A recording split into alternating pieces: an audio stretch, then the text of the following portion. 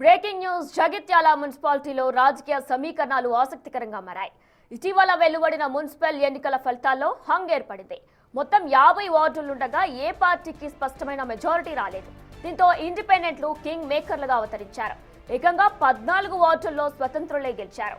అయితే అందులో ఎక్కువ మంది జీవన్ రెడ్డి అనుచరులు ఉండడంతో పాలిటిక్స్ రసవత్తరంగా మారాయి.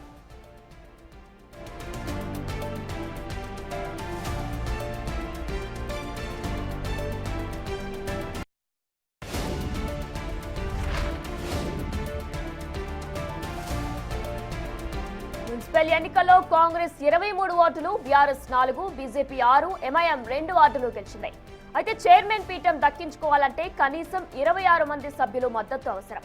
అటు జీవన్ రెడ్డి బలపరిచిన స్వతంత్ర అభ్యర్థులు మెరుగైన ఫలితాలు సాధించడంతో ఇప్పుడు మున్సిపల్ చైర్మన్ పీఠం ఎవరికి దక్కుతుందనేది ఉత్కంఠగా మారింది. కాగా జగిత్యాల్ కాంగ్రెస్ లో సీనియర్ నేత జీవన్ రెడ్డి, ఎమ్మెల్యే సంజయ్ కుమార్ వర్గాల మధ్య విభేదాలు ఈ ఎన్నికల్లో స్పష్టంగా కనిపించాయి.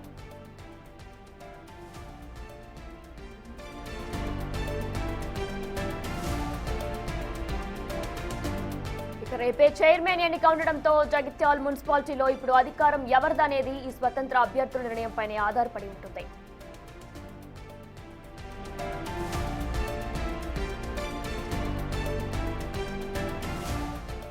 ఇదే అంశానికి సంబంధించిన మరింత సమాచారం మా ప్రతినిధి శ్రీనివాస్ అందిస్తారు. రైట్ శ్రీనివాస్, ప్రస్తుతం జగిత్యాలలో దీనికి సంబంధించి చర్చాన్యాంశంగా మారినట్లు కూడా తెలుస్తుంది. అక్కడ వాతావరణం హంగ్ ఏర్పడింది. జీవన్ రెడ్డికి సంబంధించిన వారే ఎక్కువ మంది అక్కడ ఆయనకి సంబంధించిన వాళ్ళే ఉన్నట్లు కూడా తెలుస్తుంది. పరిస్థితి ఏ విధంగా ఉంది? అప్డేట్స్ ఏంటి? జగిత్యాల జిల్లా లోపల ఇటు జగిత్యాల మున్సిపాలిటీకి సంబంధించి ఇప్పుడు మేయర్ ఎవరు గెలుస్తారు, అక్కడ ఉన్నటువంటి జగిత్యాల మున్సిపాలిటీ లోపల చైర్పర్సన్ ఎవరు రేపు అవుతారు అనేటువంటిది ఆసక్తికరంగా మారింది. అయితే ఓవరాల్ గా చూసినట్లయితే అక్కడ కాంగ్రెస్ పార్టీకే అత్యధికమైనటువంటి మెజార్టీ వచ్చినా కానీ అక్కడ 2 వర్గాలుగా విడిపోవడం జరిగింది. కాంగ్రెస్ పార్టీ 2 వర్గాలుగా విడిపోయి పోటీ చేయడం జరిగింది. అక్కడ ఎమ్మెల్యేగా ఉన్నటువంటి సంజయ్ కుమార్ వర్గము, అదేవిధంగా జీవన్ రెడ్డి వర్గం ఇద్దరు కూడా సమానంగా టికెట్లు కేటాయించాలని చెప్పి మొదటి నుంచి కూడా పట్టుపట్టినటువంటి నేపథ్యం లోపల ఇటు సంజయ్ కుమార్ వర్గానికి 60%, జీవన్ రెడ్డి వర్గానికి 40% టికెట్లు బీఫామ్లు ఇవ్వడం జరిగింది. ఈ నేపథ్యం లోపల టికెట్లు రాని వారు ఎవరైతే ఉన్నారో వారంతా కూడా అసలైన కాంగ్రెస్ వారు అని చెప్పి జీవన్ రెడ్డి మొదటి నుంచి కూడా చెప్తున్నట్టుగానే వారందరితో కూడా ఇక్కడ పోటీ చేయడం, స్వతంత్ర అభ్యర్థులుగా పోటీ చేపించారు. ఈ నేపథ్యం లోపల ఇక్కడ జీవన్ రెడ్డి ఇటు ఎన్నికల సందర్భం లోపల కూడా వారి దగ్గరికి వెళ్ళి అసలు సిసలైన కాంగ్రెస్ పార్టీ వారికే ఓటు వేయండి అని చెప్పి ఇంటింటి తిరుగుతూ కూడా ప్రచారం చేసినటువంటి నేపథ్యం. ఈ నేపథ్యం లోపల అక్కడ ఓవరాల్ గా 50 వాళ్ళు ఉన్నటువంటి నేపథ్యం లోపల కాంగ్రెస్ పార్టీకి 23 వార్డులు రావడం జరిగింది.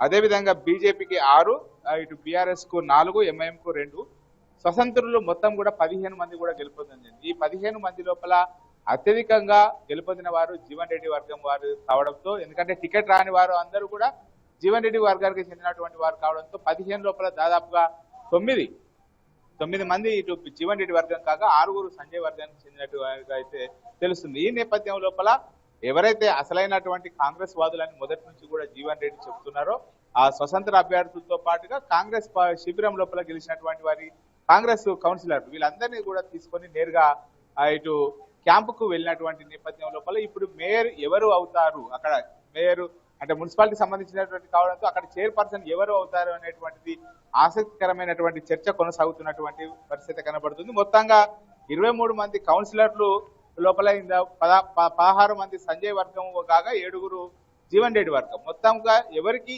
ఎంత మెజార్టీ ఉంది, ఇటు సంజయ్ కుమార్ కు ఎక్కువ మెజార్టీ ఉందా లేకపోతే జీవన్ రెడ్డికి ఎక్కువ మెజార్టీ ఉందా అని చెప్పి స్వతంత్ర అభ్యర్థులతో అయితే ఏకంగా క్యాంపు వెళ్ళినటువంటి నేపథ్యం లోపల ఇక్కడ మొత్తం చైర్పర్సన్ సంబంధించినటువంటి దాన్ని సమీక్ష చేయాలి, ఇరు వర్గాలను కూడా ఒక తాటిపైకి తీసుకురావాలని చెప్పి జగిత్యాల మంత్రి అడ్లూరు లక్ష్మణ్ కుమార్ కూడా బాధ్యతలు అప్పచెప్పారు. అడ్లూరు లక్ష్మణ్ కుమార్ ఇక్కడ వాళ్ళందరినీ కూడా సమన్వయం చేసేటువంటి పని లోపల ఉన్నట్టుగా తెలుస్తుంది. ఇక్కడ బీజేపీ కానీ బీఆర్ఎస్ కానీ ఎవరికి కూడా సంపూర్ణమైనటువంటి మెజార్టీ రాకుండా అత్యధికంగా గెలిచేటువంటి వారు కాంగ్రెస్, అదేవిధంగా కాంగ్రెస్ ఏతర ఎవరైతే టికెట్ ఆశించి వాళ్ళు భంగపడ్డారో వాళ్ళే ఇండిపెండెంట్ గా గెలిచారు. మొత్తం కూడా కాంగ్రెస్ కు సంబంధించినటువంటి వారు కావడంతో ఇక్కడ 2 వర్గాల మధ్యనే పోటీ ఉన్నటువంటి పరిస్థితి. ఇటు సంజయ్ కుమార్ వర్గము మేయర్ ఇక్కడ చైర్పర్సన్ ఖచ్చితంగా తమకే కావాలని చెప్పి పట్టుపట్టడంతో ఇప్పుడు జగిత్యాల లోపల ఏ వర్గానికి చైర్పర్సన్ సీటు వస్తుంది అనేటువంటిది అయితే ఆసక్తికరంగా మారినటువంటి పరిస్థితి కనబడుతుంది. Right Srinivas, thanks for the live details.